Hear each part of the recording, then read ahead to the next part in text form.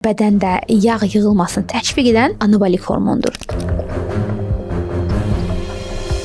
Bu sizin iradə probleminiz deyil, hormonlarınızda yaranmış bir disbalansdır.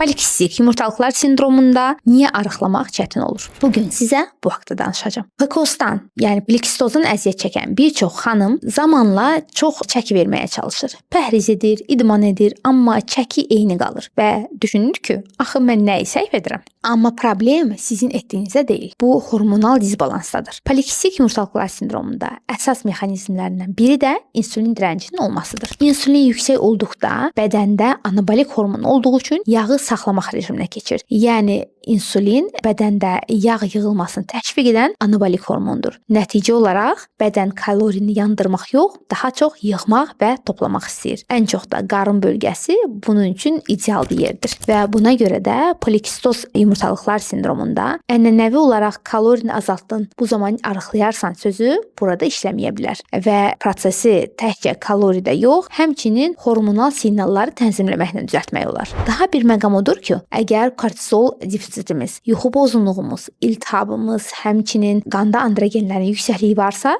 kilo vermək daha da çətinləşir. Və burada bir nüans var. Polikistozu olanlar arıqlamaq mümkünsüzdür deyə düşünmürsüz. Sadəcə bu zaman strategiyanız biraz fərqli olmalıdır. Bir endokrinoloqla komanda şəklində işləyərək hormonal disbalansın qarşısını almaq, orqanizmin normal ritmini tapmaq mütləqdir və hamısı birlikdə olunarsa, nəticədə möhtəşəm olacaqdır. Və unutmayın ki, bu sizin iradə probleminiz deyil, hormonlarınızda yaranmış bir disbalansdır. Özünüzə yaxşı baxın və aybaşlı pozulan, həmçinin çəkisi olan xanımlara bu videonu göndərməyi unutmayın. Sağ olun.